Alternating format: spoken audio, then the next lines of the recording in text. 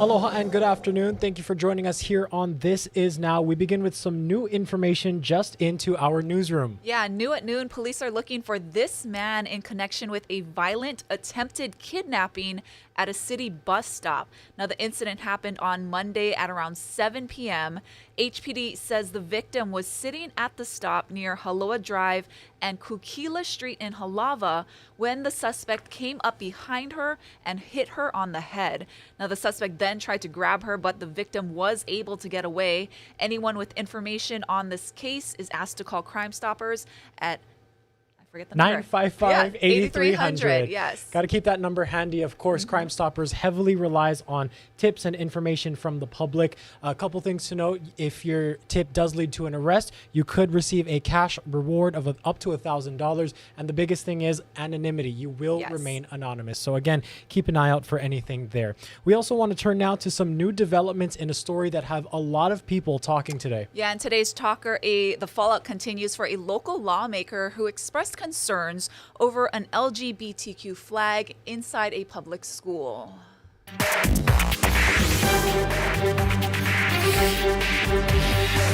The Council for Native Hawaiian Advancement says it is not allowing Ewa Beach State Representative Elijah Purick to participate in Saturday's Prince Kuhio Parade in Kapolei because of his recent remarks criticizing Ewa Makai Middle School's support of the LGBTQ+ community. During a visit to the campus, Purick posted an Instagram video questioning why there was an LGBTQ+ flag displayed outside Principal Kim Sanders' office. One object I want to point out, and that is the LGBTQ flag outside of her office and in different office spaces throughout the school. Are these the kinds of concepts and lifestyles we want to be conveying to our middle school students? In a statement, Principal Sanders said parents have been calling and emailing her in an outpouring of support. The teachers union says schools must be inclusive, especially for LGBTQ+ students. These students are some of our most vulnerable students, and we want to make sure that our students are willing to come into our classrooms, to our schools, and that they don't feel that they're being pushed out. 15 House members have signed a letter of complaint against Purick. Even fellow Republican lawmaker Kurt Favela is calling out his colleague. My community demand an apology to the principal, to the kids and parents that go to this school and the community, because he used that, my community. This is my hood. This is my community, okay? Not his community. But Purick still defends his post and is holding firm to his views on gender identity. I do believe that the parents should have a role in the upbringing of their children, and they should be contacting their teachers and their principals when a curriculum is presented or symbols are introduced into schools, so that it's a hui, that it's a conversation where everybody's involved. 4 Honolulu police officers facing felony charges for allegedly trying to cover up a crash after a high-speed chase in Makaha pleaded not guilty in court. Joshua Nahulu faces the most serious charge with up to 10 years in prison, while Robert Lewis, Jake Bartolome, and Eric Smith could face up to 5 years. In 2021, a high-speed chase allegedly forced a white Honda off the road, injuring 6 people. Police allegedly left the scene and later came back after 911 was called. Mr. Nahulu, you understand the charge against you? Yes, ma'am. What really gets to me is not only did they cause this, but then they left these kids, basically, is what I call them, laying on the ground, not helping them, not providing any type of aid, and coming back and pretending like what happened. The judge scheduled the trial for May. Honolulu's prosecutor is changing his stance on plea deals for repeat driving offenders and will start asking judges for jail time. Public defenders predict many more will now seek trials to avoid conviction. Our Daryl Huff has the exclusive details. In order to avoid clogging the courts, prosecutors for years have been willing to deal down criminal traffic offenses. But now, after recent tragedies involving repeat offenders, that policy is changing dramatically. This is really serious. We have dangerous roads now. We've got to try to get people to pay attention. The death of 16-year-old Sarah Yara on her way to McKinley High School and her Courageous Mothers campaign to get tougher on chronic traffic criminals exposed the policy of plea agreements that allowed repeat offenders to avoid jail. Prosecutor Steve Alm says that's changing now. If they have multiple priors, then we're going to try to seek some jail time for them. It doesn't have to be a long time, but any time in jail is going to get their attention. Says he is ending the policy of plea deals for first-time drunk driving, for excessive speeding, and for driving without a license. That will require his office to review suspects' driving records before they come to court and warn the suspects what they face. We cannot control what the judges can do. We will ask for it. But we will ask for what we think is appropriate, and now that includes jail for repeat offenders. The Public Defender's Office is already seeing the prosecutor's tougher attitude. The deputies are encountering prosecutors saying that there's no deals on certain cases. Jerry Villanueva supervises public defenders at traffic court. He says defendants facing jail or a criminal record will ask for trials, and police officers and other witnesses will have to be called and show up. It's actually going to load up the courtrooms with all these cases going to trial, and there's only a limited number of cases that can be heard each day. I think it will probably lead to some more trials, but that's what we're all paid to do. Many of those repeat offenders have accumulated hundreds and even thousands of dollars in unpaid traffic fines. hopes his new policy will help get back some of that money. Reporting from District Court, Daryl Huff, Hawaii News Now. A series of attacks on American forces is ratcheting up tensions in the region, but it also could stir up some tensions between U.S. and Iran. Nicole Skanga has more details from the White House. The Pentagon says the president ordered 2 F-15 airstrikes on terrorist groups in Syria. Video shows the aftermath of the attack, which hit 2 different facilities. The facilities were located near Dar Zur in eastern Syria, and we're continuing to assess the outcome of the strikes. Initial indications are that the facilities were destroyed. The move was in retaliation for a drone strike Thursday that killed a U.S. contractor and wounded 5 American service members. CBS News has learned the air defense system at the base was not fully operational at the time of the drone strike. My understanding is that there was a complete site picture in terms of radar. All that said, as is the case in any type of attack, U.S. Central Command will conduct a review to assess what happened. A second attack Friday involved lots of rockets, but no American casualties. American officials say the Syrian groups that carried out the attack were affiliated with Iran's Revolutionary Guard, and the drone used in the attack was made in Iran. We certainly don't seek a war or a conflict with Iran. That's not the goal. We're there to go after ISIS, but we have to do what we have to do to protect our people and our facilities, and that's the decision-making that the president made last night. The U.S. Central Command, which oversees military operations in the area, said, "We are postured for scalable options in the face of any additional Iranian attacks." Syria remains locked in a civil war which has been going on for the last 12 years. Iran is one of the few countries supporting the Syrian government. Nicole Skanga, CBS News, the White House.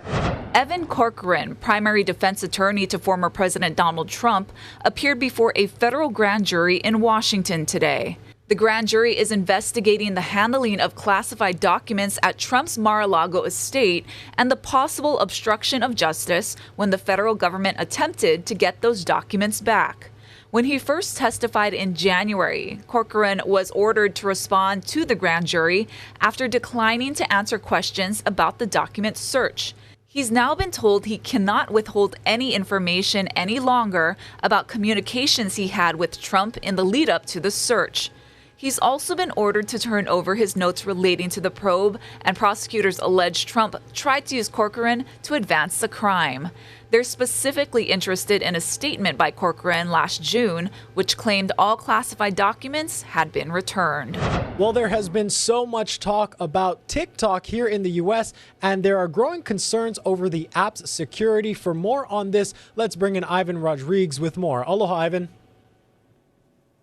Dylan, testimony from TickTock CEO really comes at a time when lawmakers are renewing calls to ban TickTock across the U.S. because of national security concerns. At this point, that specific concern is purely hypothetical.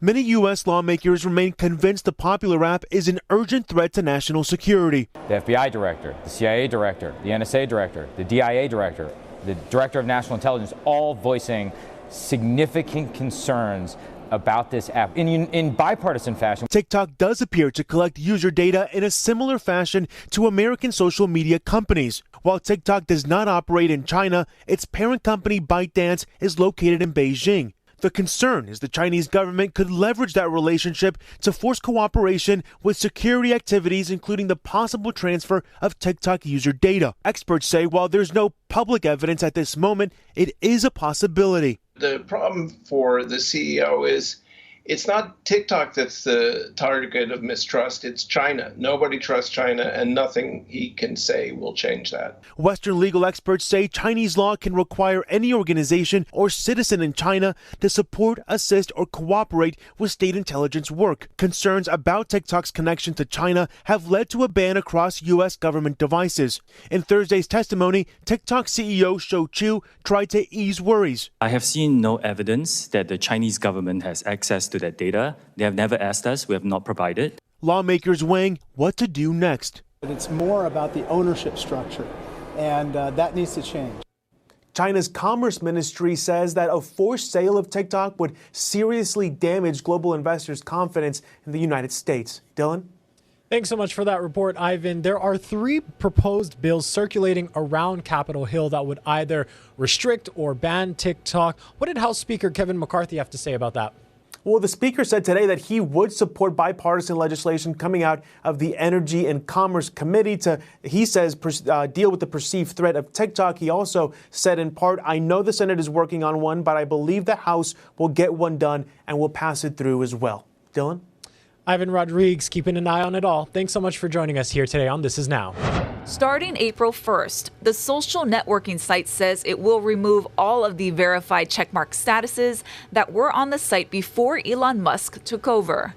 They say people and businesses who want to keep their checkmarks will have to subscribe to a Twitter Blue or Twitter Verified Organizations plan, and neither of those are free.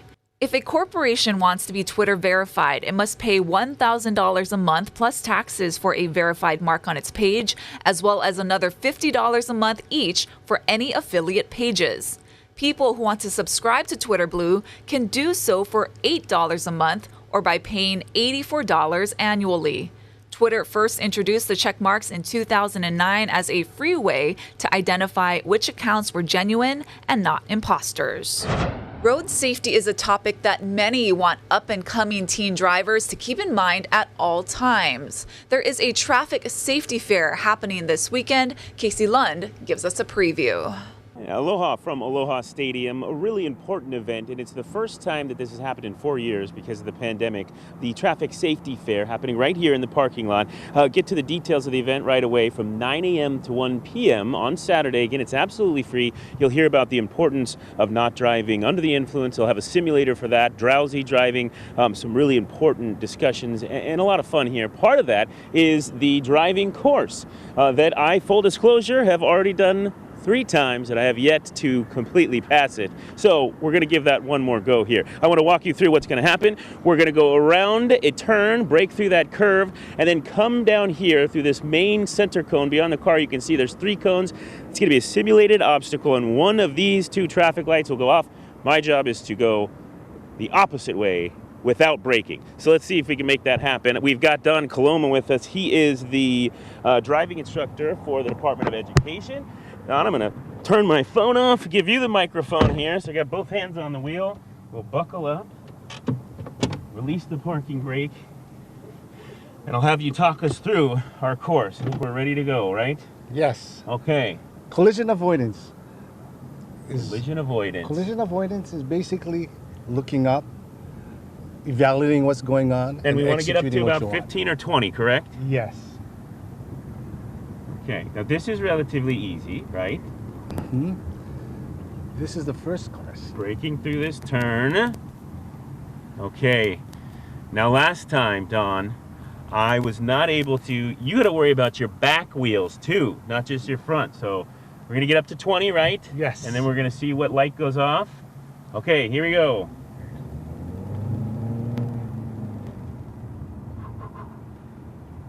The light didn't go off! Oh, man! Oh, boy, Don. Oh, I guess we're supposed to stop. Okay, well, let's hope let's hope that the students have. Oh man, I owe you a couple cones. I gotta say that was I've done some embarrassing things on television, my friend. I don't even want to try again. Yes. Don, thank you so much for being with us today. Okay. I'll send things back to you guys. Oh, wow. Yeah, as someone who rides with Casey a lot, pretty accurate. Buckle up. Yep. That's all I have to say about that. Interesting definitely. driving course there. Let's give you guys a live look outside. This is our camera overlooking Japsum and Kaka'ako Waterfront Park. Today is an absolutely beautiful day. A lot of clear skies, that cool breeze. You know why, Ashley? It's Friday. It's Friday. It is Aloha Friday. And with your Aloha Friday forecast and beyond, let's send it over to Guy Hagi. The stormy disturbance definitely dissipating, weakening, and moving out of here. Very clear skies for the west end of the state this morning. Now, there's a chance for some afternoon downpours still, and there is a chance for some afternoon thunderstorms on the corner side of the Big Island, but definitely not as much rain as we saw like a couple nights ago, right? Those thunderstorms are pretty much done. However, next week, a similar disturbance is due in sometime Tuesday night. We'll see more widespread showers Wednesday, Thursday, even to some extent Friday. So heads up, the last half, the second half of next week could be a little wet, but there's still time for the forecast to change. So just be ready for that wet possibility. Now for today, we'll likely see some afternoon showers. And like I said, there's a chance for isolated thunderstorms for the corner side. But on the whole, it's going to be fairly dry because the rain will be spotty in nature, and we'll see lots of sunshine, but with corner winds over the weekend. A Hilo woman who allegedly took a nene gosling has been cited. She reportedly nabbed the baby bird from the Waiola River State Recreation Area, put it in an onion bag before driving off. She was given 3 citations and is due in court in May. The gosling, along with its parents, were taken to a nene sanctuary. Of course, nene are endangered and are the state bird, which means they are protected by law. Officials at Haleakala National Park are moving forward with a controversial plan to save native birds. To help reduce cases of avian malaria, which is spread by mosquitoes, experts plan to release sterile male mosquitoes into the area. Those mosquitoes are sterilized with a bacteria and unable to reproduce with females, reducing the population. State and federal agencies have been studying this plan for more than a year and have concluded there would be no negative impact on the environment. Officials say they'll need to repeatedly release sterile mosquitoes in the area over time to make the plan work. There have been some vocal public pushback and concerns over the idea. A start date has not yet been set. Bella Project Prom Dress event is happening tomorrow. It's done in partnership with the YWCA. We'll give you a preview. Also, a high school Shakespeare monologue winner will be in our studios. There is going to be a benefit flute concert for Ukraine. We'll tell you more about it. And also, Island Sound Studios is in Hawaii Kai. It's been used by national, international, and Hawaii recording artists. It's been refurbished and renewed. We'll give you a tour. You'll find that and more, plus your latest weather and traffic. That's on Hawaii News Now, Sunrise Weekends, tomorrow and Sunday from 7 to 9 a.m. with Annalisa Burgos and myself. Let's get you back to more with This Is Now. All right, it is time to check out what the internet is talking about. And this first story we have kind of makes your heart stop a little bit. Check this out. Just watch.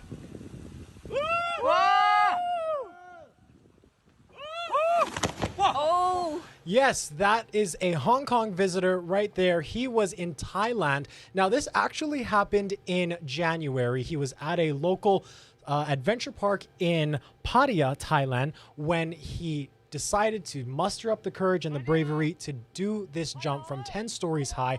And when he jumped, the cord snapped. Now, luckily, there is some good news here. He was close to the water. He was over the water. So There was water. There was water, yes. And he was, for the most part, uninjured. However, the park did compensate him for x-rays and any medical costs involved as long as receipts were provided. But very terrifying stuff. But again, the good news there is that he survived. You know what? I skydive. I do all that stuff. Bungee jumping, I would never do. Really? I don't know why. Maybe for that reason. But you've skydived. Yeah, but That's brave of you, Ashley. I prefer to I just keep don't both feet on the ground. I don't trust one rope. I don't know. I don't know what it is. We also want to take you now to Korea, where Seoul, actually, a zebra broke free from the zoo and roamed the streets in Seoul. Now, I actually first saw this video on Twitter, and I wondered, what the heck is going on there? Long story short, this zebra broke free, and it took officials a little while to get there. The zebra was eventually given muscle relaxers and brought back to the zoo safe and healthy there. At least it was just a zebra. Yeah, Not for a sure. lion or something. For sure. Speaking of animals, drone footage released by the Spanish Civil Guard shows one of the largest whale species in the world. Check this out. The gigantic whale, weighing about 40 tons and measuring 55 feet long, was seen with a rare deformation. Can you see that? So it's severe scoliosis, according to experts.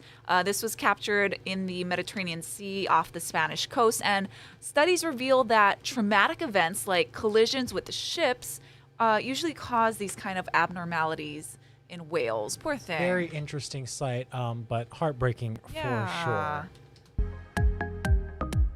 We're also going to give you a look at some good news now. Ashley, you are familiar with the cherry blossoms in DC, right? Beautiful, yes. Well, there is actually, they reached their peak bloom on Thursday, and there's actually a tree that's kind of stealing the show. Here you go. Take a look at this story.